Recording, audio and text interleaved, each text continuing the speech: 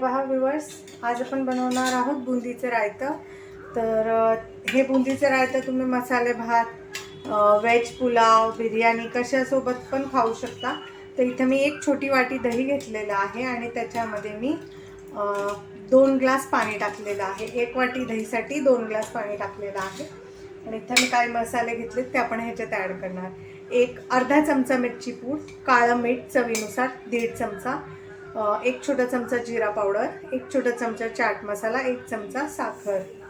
आता आपण हे मसाले आपल्या रायत्यामध्ये ॲड करायचे आहे. ॲड करायची आहे थोडीशी कोथिंबीर आणि हे छान असं मिक्स करून घ्यायचं आहे. चव बघायची आहे. जर तुम्हाला असं वाटलं ह्याच्यात मीठ वगैरे कमी आहे तर तुम्ही ॲड करू शकता, पण चाट मसाल्यामध्ये पण मीठ असतं.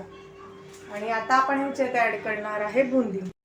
आता आपण हे मिक्स केलेलं आहे. तर आता आपण ह्याच्यात 1 वाटी बुंदी टाकायची आहे. तुम्ही ही बुंदी पहिली पाण्यात भिजवून नंतर पण ह्याच्यामध्ये ॲड करू शकता.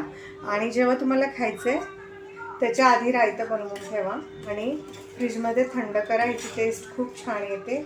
आणि ही बुंदी पाणी खेचून घेईल म्हणून मी ह्याच्यात 2 ग्लास पाणी टाकलेलं आहे. तर आता आपलं बुंदीचं रायतं रेडी आहे. हे आपलं बेसिक रायतं आहे. हे आपलं आता रायतं एकदम तयार आहे.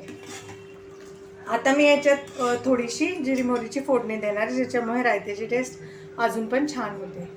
पहा, आता रायत्यासाठी ना मी इथं गॅसवरती फोडणीचं भांडं ठेवलं. त्याच्यात आपण अर्धा छोटा चमचा जिरी आणि अर्धा छोटा चमचा मोहरी ॲड करणार आहे आणि चिमूटभर हिंग.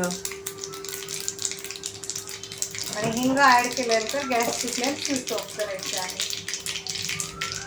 आणि गॅसची फ्लेम स्विच ऑफ केल्यानंतर आपण ह्याच्यात कढीपत्ता ॲड करायचा आहे. तर हे पहा, आपलं रायतं हे पहा छान असं फोडणी दिलेलं रायतं आपलं रेडी आहे. हे मी तुम्हाला सर्व करून दाखवते. हे पहा व्ह्यूअर्स, आपलं मस्त मस्त असं बुंदीचं रायतं तयार आहे. कसं दिसतंय ना, टेस्टी टेस्टी यम्मी यम्मी. तर हे बुंदीचं रायतं तुम्ही नक्की बनवून पहा. रेसिपी कशी वाटली कमेंटमध्ये नक्की सांगा. रेसिपी आवडल्यास चॅनल लाईक करा, सबस्क्राईब करा.